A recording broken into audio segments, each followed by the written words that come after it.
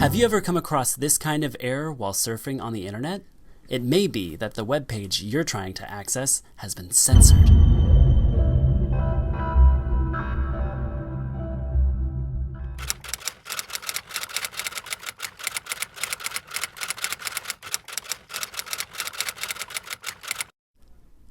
Contrary to popular belief, the internet is not as free and open as one might think.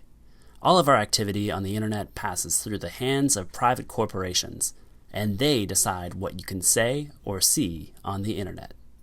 In China, for example, the government actively instructs internet service providers and their content hosts to police their services. They even go as far as handing out internet self-discipline awards to companies that contribute the most to a harmonious and healthy internet development. And this is a ceremony I attended in 2009 where the top 20 websites in China received what's called the Self-Discipline Award. And Robin Li, the CEO of Baidu, was one of those recipients.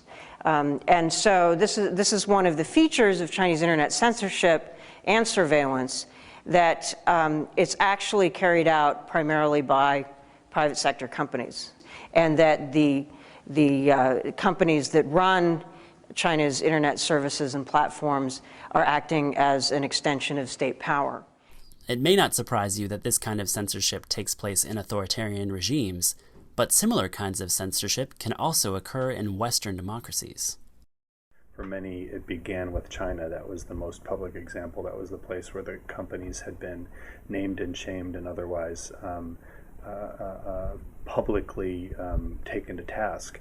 But very quickly, folks realized that it wasn't just China, that it was countries around the world. And in fact, as we've seen in the Open Net Initiative research, it's dozens of countries where state-sponsored internet censorship is happening.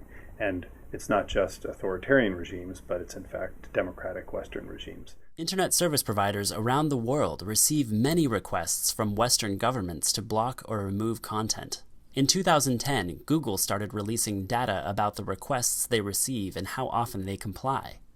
One of the great challenges that we all face in this space is the total lack of transparency as to what governments are requesting of companies, how companies are responding.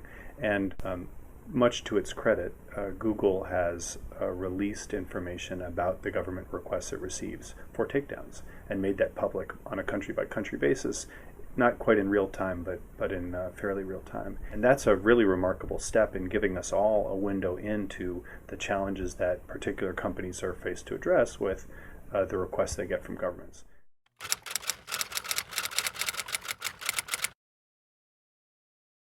We're talking about corporations that serve as intermediaries, platforms for information flow between people and among people. And they may find themselves in a position where they are pressured or asked or demanded that they not permit certain information flows to take place. The idea would be, look, we're just a company. If a government asks us to do something and we're on their turf, we usually have no choice but to go ahead and censor. ISPs often remove or block content when governments ask, but they also do it without prompting or coercion. There are many examples of how private companies control the flow of information on their platforms, be it for legal, ethical, economic, or other reasons.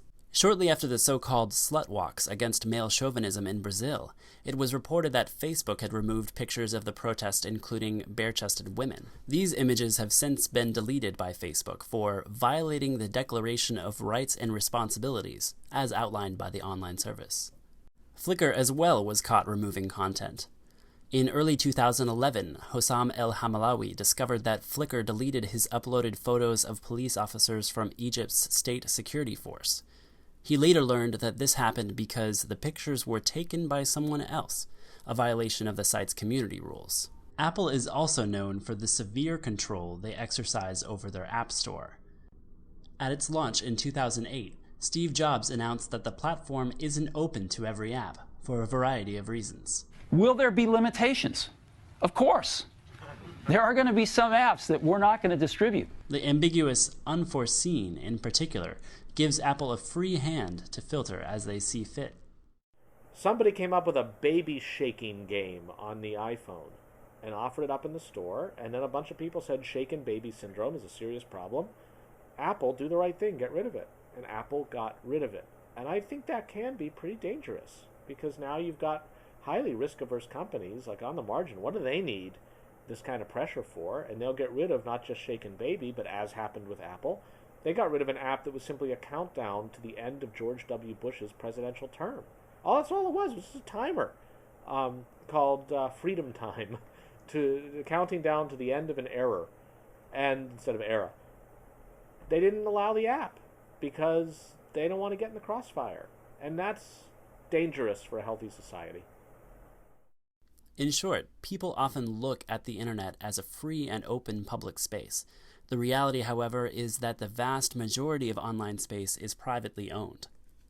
Online, people are limited to what internet service providers and content hosts allow them to do and see. Sometimes they restrict content because of government pressure, but sometimes they do it on their own initiative.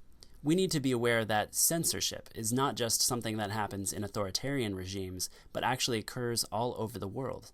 So be aware, you can't always stop these practices, but if you can't reach the content you're looking for, you can report it to herdict.org to help make censorship more transparent. For more information about these kinds of censorship, visit the Berkman website.